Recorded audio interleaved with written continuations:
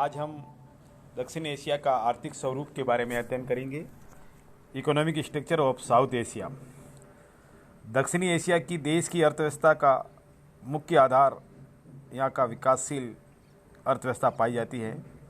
सभी देशों का मूल आधार यहाँ की कृषि तथा यहाँ के उपलब्ध संसाधनों के आधार पर ही ये देश अपना आर्थिक विकास में समुचित उपयोग करने में संलग्न है। यहाँ पर कृषि, खनिज, पशु उत्पाद, वन उत्पाद न केवल स्थानीय उपयोग में लिए जाते हैं किंतु इनका निर्यात भी किया जाता है। निर्यात के साथ आयात, जिनमें औद्योगिक उत्पादन, तकनीकी, वैज्ञानिक एवं रक्षा उत्पाद अधिक होते हैं। सामान्यतः निर्यात की अपेक्षा आयात अधिक होने से यहाँ का व्यापारिक संतुलन उचित नहीं होता है।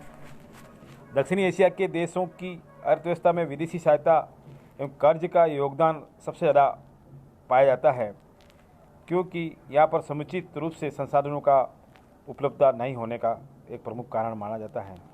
किंतु इन दक्षिण एशिया में भारत में एक अलग अर्थव्यवस्था है, जहाँ पर सभी आयामों पर प्रगति और उन्नति हुई है।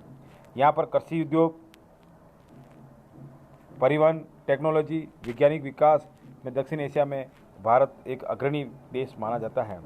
अन्य देशों की आर्थिक प्रगति की राह में भी अग्रसर हैं। दक्षिण एशिया के प्रत्येक देश का आर्थिक स्वरूप अलग अलग प्रकार से है। यहाँ के इसका प्रमुख कारण यहाँ के पाए जाने वाले संसाधन, विकास के स्तर एवं राजनीतिक एवं आर्थिक नीतियों के द्वारा निर्धारित होते हैं। इसे समझने के लिए हमें दक्षिण एशिया का प्रत्येक देश की आर्थिक स्वरूप को हमें संक्षिप्त रूप में समझना जरूरी हो जाता है। सबसे पहले हम भारत का आर्थिक प्रारूप के बारे में अध्ययन करेंगे। जिसमें भारत का आर्थिक प्रारूप को समझने में सबसे पहले कृषि को समझना आवश्यक है। कृषि भारत का प्रमुख व्यवसाय माना जाता है, जहाँ की लगभग 70% जनसंख्या इसी कार्य में लगी हुई है। भारत में कृषि न केवल यहाँ की विशाल जनसंख्या को भोजन प्रदान करती है, अपितु अनेक व्यापारिक फसलों के उत्पादन के द्वारा देश के विदेशी व्यापारों को में भी समृद्ध बनाती है। भारतीय कृषि की प्रमुख विशेषता यहाँ विविध उपजों का उत्पादन एवं विगत वर्षों में उसकी प्रगति का आधार माना जाता है। एक समय था जब भारत को खाद्य समस्या से जूझना पड़ रहा था, लेकिन आज भारत को निर्यात करने में सबसे ज़्यादा निर्यात करने में सबसे ज़्यादा ये आगे माना जाता है। विदेशों से खाद्यान्न का आयात करना पड़ता था, किंतु आज आगे है। आज के समय में भारत आत्मनिर्भर माना जाता है। निसंदेह भारत खाद्यान्न उत्पादन में अभूतपूर्व प्रगति कर रहा है। अपनी विशाल जनसंख्या के कारण होने के कारण भी केवल अपना उत्तरदायित्व पूरा कर रहा है, अपितु यह अपना माल को दूसरे देशों को निर्यात भी कर रहा है।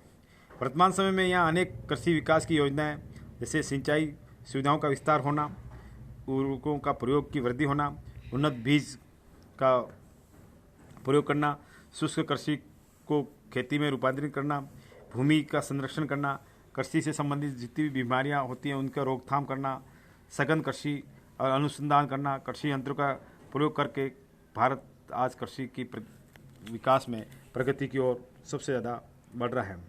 खाद्यान्नों में भी आत्मनिर्भरता होने से विदेशी निर्भरता बिल्कुल ही समाप्त हो चुकी है। भारतीय कृषि की प्रमुख प्राकृतिक बाधा जैसे बाढ़, सूखा आदि थी, उसमें भी काफ़ी हद तक भारत ने सफलता प्राप्त कर ली है। आर्थिक स्वरूप में भारत में खनिज भी एक महत्वपूर्ण माना जाता है। भारत में विविध प्रकार के खनिज पाए जाते हैं। अनेकों खनिज भारत में सबसे अच्छी क्वालिटी के होते हैं, जैसे कि लोहा, मैग्नीज, थोरियम, अभ्रक, बॉक्साइट, फास्फेट इत्यादि। दूसरे और अनेक खनिज हैं जो कि भारत में पाए जाते हैं, जैसे कि निकिल है, टंगस्टन है, वेनाडियम है, टीन है आदि। यहाँ प्रमुख खनिजों का संक्षिप्त विवरण करना जरूरी हो जाता है, जिनमें से सबसे पहला लोहा है। भारत की स्थिति लोहे के सुरक्षित भंडार की दृष्टि से विश्व में महत्वपूर्ण है। यहाँ पर हेमेटाइट प्रकार का लोहा सबसे ज़्यादा अधिक भंडार पाए जाते हैं, जो कि बिहार या उड़ीसा, मध्य प्रदेश, कर्नाटक और गोवा में सबसे ज़्यादा पाया जाता है। इसी प्रकार मैग्नेटाइट लोहा तमिलनाडु, कर्नाटक, बिहार और उड़ीसा में और आंध्र प्रदेश में पाया जाता है। वर्तमान में लोहा उत्पादन का 3/4 भाग बिहार और उड़ीसा की पेटी में पाया जाता है। शेष महाराष्ट्र और आंध्र प्रदेश और आदि क्षेत्रों में पाया जाता है। भारत के अंदर बॉक्साइट भी एक प्रमुख खनिज है, जिसका मुख्यतः उत्पादन बिहार है, मध्य प्रदेश है, तमिलनाडु है, महाराष्ट्र है, उड़ीसा है, गोवा है, गुजरात एवं कश्मीर में है। इसके अलावा भारत के अंदर क्रोमाइट यह उड़ीसा, बिहार, कर्नाटक एवं महाराष्ट्र में सबसे ज़्यादा इसका पाया जाता है। केवल उड़ीसा में ही 90% क्रोमाइट पाया जाता है।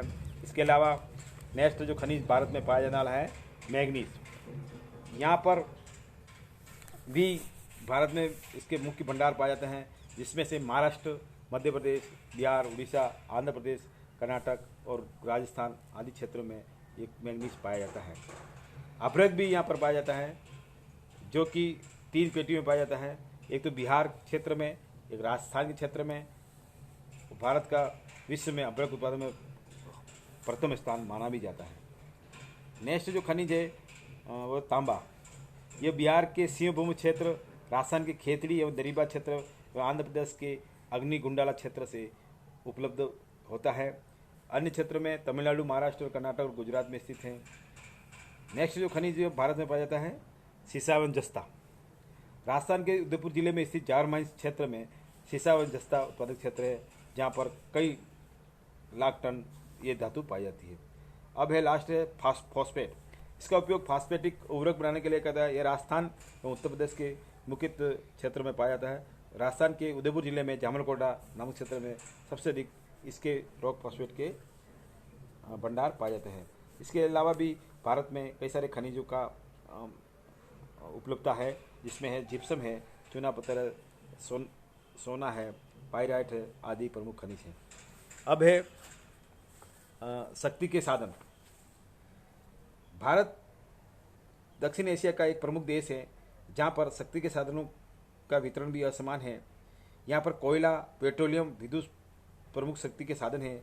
साथ ही परमाणु शक्ति का विकास भी अनेक स्थानों पर किया जा रहा है, यद्यपि इसका स्वरूप अभी व्यापक नहीं हो सका है। शक्ति के साधन न केवल देश की उत्पादन क्षमता में वृद्धि करते हैं, अपितु राजनीतिक शक्ति के प्रतीक हैं। शक्ति उत्पादक संस्थानों में जैसे कि विद्युत केंद्र यहाँ पर बनाए गए हैं, परमाणु संस्थान बनाए गए हैं, पेट्रोलियम क्षेत्र तथा शोधक कारखानों का अत्यधिक महत्व है। भारत में हम कोयला अगर देखते हैं तो अधिकांश कोयला बिटुमिनस प्रकार का है, जो कि बिहार एवं पश्चिम बंगाल में स्थित है। इसके अलावा मध्य प्रदेश, आंध्र प्रदेश और महाराष्ट्र क्षेत्र में कोयला पाया जाता है। पेट्रोलियम की अगर बात हम भारत के संदर्भ में करते हैं तो यहाँ पर खनिज तेल या पेट्रोलियम वर्तमान युग में एक देश की प्रमुख आवश्यकता है। यह विभिन्न परिवहन के साधनों के लिए तो आवश्यक है ही है, साथ ही सैनिक परिवहन और देश की सुरक्षा के लिए भी इतना आवश्यक है। स्वतंत्रता के बाद पेट्रोलियम की अधिकांश आपूर्ति आय द्वारा ही होती है, किंतु भारत में भी इस दिशा में कई जगह अनुसंधान करके पेट्रोलियम का उत्पादन किया जा रहा है। सबसे अधिक भारत के अंदर जो उत्पादक क्षेत्र है जो है असम में डिगबोई, सुरमा घाटी, नाहरकटिया, हुगरीजन, पोरेन, रुद्रसागर, लखावा आदि। इसके अलावा गुजरात राज्य के अंदर भी पेट्रोलियम का उत्पादन किया जाता है। जो वो प्रमुख क्षेत्र हैं अंकलेश्वर, खंबात या लुनेज, अहमदाबाद के निकट कलोल आदि प्रमुख क्षेत्र हैं। इसके अलावा समुद्री अपतटीय क्षेत्र में मुंबई हाई व इसके दक्षिण में बंसई क्षेत्र तथा सौराष्ट्र में अलियाबेट क्षेत्र तेल का उत्पादन किया जाता है। कावेरी बेसिन में ही हाल ही में तेल निकालना प्रारंभ हुआ है। ONGC अर्थात ऑयल और नेचुरल गैस कमीशन के तत्वाधान में राजस्थान में गंगा घाटी तथा तटीय क्षेत्र में पेट्रोलियम की खोज अभी भी जारी है और यहाँ पर भी तेल के कई कारखाने हो सकते हैं। वर्तमान समय में देश में 12 तेल शोधक कारखाने हैं तथा उसमें से एक Assam oil company private limited है।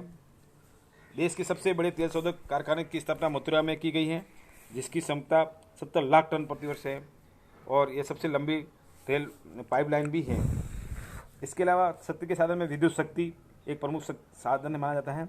स्वतंत्रता के पश्चात भारत में विद्युत शक्ति का भी पर्याप्त विकास हुआ है। इस दिशा में जल विद्युत का विशेष योगदान है। अनेक नदी पर बांध बनाकर विद्युत शक्ति का उत्पादन किया गया है। प्रथम योजना से लाकर अभी तक की योजनाओं में विद्युत शक्ति का उत्पादन सबसे ज़्यादा हो रहा है, जिसमें से भारत आज विद्युत शक्ति उत्पादन में काफ़ी प्रगति कर रहा है और विद्युत भारत को प्राप्त हो रही है। अब है परमाणु शक्ति भारत क्षेत्र में। यह सामान्य बात है कि परमाणु शक्ति भविष्य में प्रमुख शक्ति का साधन होती है। भारत ने प्रथम परमाणु शक्ति गृह बम्बई के निकट तारापुर में स्थापित किया था। इसमें 2 रिएक्टर थे जिसकी क्षमता अलग अलग प्रकार की है। एक अन्य परमाणु शक्ति गृह जिसकी क्षमता राणा प्रताप सागर राजस्थान में स्थापित किया गया। इसके अलावा तृतीय परमाणु शक्ति केंद्र की स्थापना तमिलनाडु में कालापक्कम में की गई थी।